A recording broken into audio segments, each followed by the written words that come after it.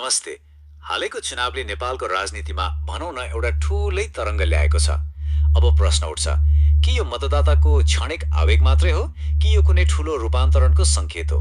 आज हामी इन्द्रप्रसाद गोतामेको विश्लेषणलाई खेलाएर यही प्रश्नको जवाब खोज्ने प्रयास गर्नेछौँ। अहिले के भइरहेको छ भनेर बुझ्नलाई अलिकति विगतमा फर्किएर हेर्नुपर्छ। सोच्नुहोस् त, पछिल्लो 75 वर्षमा नेपालले 66वटा सरकार देखिसक्यो। यो देख्दा के लाग्छ भने हाम्रो देशमा कति धेरै राजनीतिक अस्थिरता छ। लेखकका अनुसार यो कुनै संयोग मात्रै होइन, बरु हाम्रो लोकतान्त्रिक प्रणालीकै जगमा केही संरचनात्मक गडबडी छ भन्ने कुराको संकेत हो। अनि यही अस्थिरताको बीचमा जनताले के महसुस गरिरहेका छन् त? एउटा भनाइ छ नि, व्यवस्था त बदलियो तर जनताको जनजीवन बदलिएन। यो एउटा यस्तो भावना हो जसले आम मानिसको निराशालाई ठिकसँग समात्छ र यही निराशाले नै पछिल्लो समय देखिएको यो नाटकीय राजनीतिक परिवर्तनलाई मलजल गरेको हो। फागुन 21 को चुनाव यो कुनै सामान्य परिवर्तन मात्रै थिएन। विश्लेषणमा त यसलाई एउटा राजनीतिक भुइँचालो नै भनिएको छ जसले पुराना स्थापित शक्तिहरूको जगै हल्लाइदियो। अब रोचक कुरा के छ भने यो केवल एक भावनात्मक आवेग मात्रै थिएन। लेखकको भनाइ मान्ने हो भने यो त आवेग, आक्रोश र विवेकको एउटा मिश्रण थियो। भनेपछि मतदाताहरूले सोची विचारी गनाई सचेत भएरै यथास्थितिको विकल्प खोजेका थिए। यो परिवर्तनको मुटुमा को छ त? नयाँ पुस्ता। उनीहरूले पृथ्वीनारायण शाहको पालादेखि चल्दै आएको शासन शैली, त्यो अभिभावक बन्ने राजनीतिलाई ठाडै अस्वीकार गरिरहेका छन्। उनीहरूको माग स्पष्ट छ, यस्तो प्रणाली होस् जहाँ नागरिकले निर्णय गरून् र प्रतिनिधिले त्यसलाई लागू गरून्।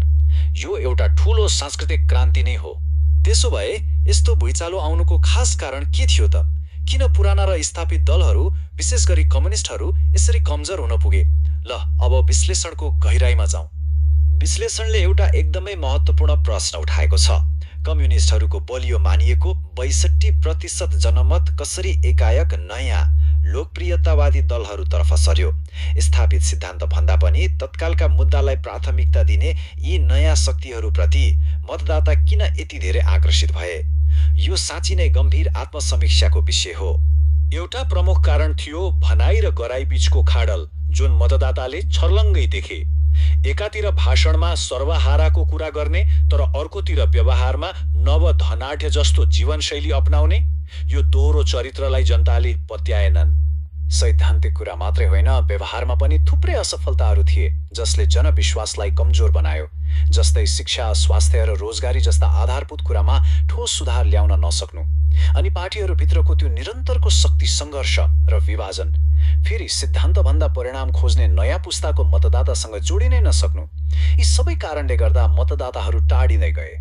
ल, समस्याको कुरा त भयो, तर यो विश्लेषणले समस्या मात्रै देखाउँदैन, यसले समाधानको एउटा विस्तृत खाका पनि प्रस्तुत गर्छ। यसको सुरुवात हुन्छ पार्टीहरूको आन्तरिक सुधारको एउटा रोडम्यापबाट। सबैभन्दा पहिलो काम, राजनीतिको भाषा बदल्नुपर्छ। 20औं शताब्दीका ती क्लिष्ट शास्त्रीय शब्दहरू अहिलेको पुस्ताले बुझ्दैन। समाजवादी सिद्धान्तलाई आजको डिजिटल अर्थतन्त्रसँग जोडेर सरल, सबैले बुझ्ने भाषामा प्रस्तुत गर्नु एकदमै जरुरी भइसकेको छ। विश्लेषणको तर्क के छ भने गुमेको विश्वसनीयता फिर्ता ल्याउन पार्टीहरूलाई भित्रैबाट शुद्धिकरण गर्नुपर्छ। ठेकेदार, बिचौलिया र अवसरवादीहरूलाई शक्तिबाट हटाएर इमान्दार बौद्धिक युवाहरूलाई नेतृत्वमा ल्याउनुको विकल्प छैन। अनि यो रोडम्यापको केन्द्रमा के छ त? जनतालाई सिधै फाइदा पुग्ने खालका स्पष्ट नीतिहरू, जस्तै शिक्षा र स्वास्थ्यको जिम्मा राज्यले लिने, किसानले आफ्नो उत्पादनको उचित मूल्य पाउने ग्यारेन्टी गर्ने, युवाहरूलाई व्यवसाय गर्न बिना धितो ऋण दिने र भ्रष्टाचार अन्त्य गर्न सबै सरकारी सेवालाई डिजिटल बनाउने जस्ता ठोस कार्यक्रमहरू। तर पार्टीभित्रको सुधारले मात्रै पुग्दैन। यो विश्लेषणले त हाम्रो सम्पूर्ण लोकतान्त्रिक प्रणालीलाई नै एक तह माथि उठाउन अर्थात् स्तरोन्नति गर्न आह्वान गर्दछ। यो खाकाले सरकारलाई अझ बढी जवाफदेही र कुशल बनाउने लक्ष्य राखेको छ, जस्तो कि कार्यकारी प्रमुख जनताले सिधै चुन्ने व्यवस्था, सांसदलाई फिर्ता बोलाउन सक्ने राइट टु रिकलको अधिकार र कसैलाई पनि भोट दिन्न भन्ने नो भोटको विकल्प। सोच्नुहोस् त, यस्ता अधिकारले प्रणालीमा कति ठूलो परिवर्तन ल्याउन सक्छ।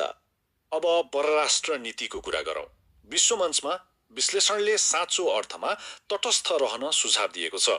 अहिलेको विश्वव्यापी व्यापार युद्ध र शक्ति सङ्घर्षको बीचमा कुनै एउटा शक्ति राष्ट्रको पछि लाग्नु वा उसको गोटी बन्नु देशको हितमा हुँदैन। त्यसो भए यो चुनावी भुइँचालोबाट हामीले सिक्नुपर्ने अन्तिम पाठ के हो त? यहाँ एउटा एकदमै महत्त्वपूर्ण कुरा बुझ्नुपर्छ।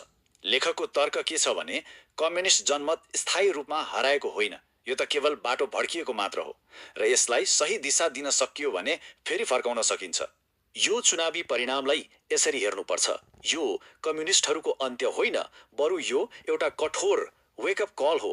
भन्नुको मतलब यो अन्त्य त होइन, तर यदि अब पनि सचिएन भने अन्त्य निश्चित छ भन्ने एउटा अन्तिम चेतावनी हो। त्यसो भए जनताको विश्वास फेरि जित्न के गर्नु पर्ला त? विचार मिल्ने शक्तिहरू बीच एकता, पुरानो पुस्ताबाट नयाँ पुस्तामा नेतृत्व हस्तान्तरण गर्ने एउटा स्पष्ट बाको, अनि सामाजिक सञ्जाललाई प्रचारको लागि मात्र नभई जनतासँग साँच्चै संवाद गर्न प्रयोग गर्ने, यस्ता कुराहरू अबको आवश्यकता हो। अन्तमा यो चुनावले देशको राजनीतिक भविष्यको अगाडि एउटा गम्भीर प्रश्न खडा गरिदिएको छ। के यो एउटा युगको अन्त्य हो वा एउटा ठूलो रूपान्तरणको सुरुवात? यसको जवाफ त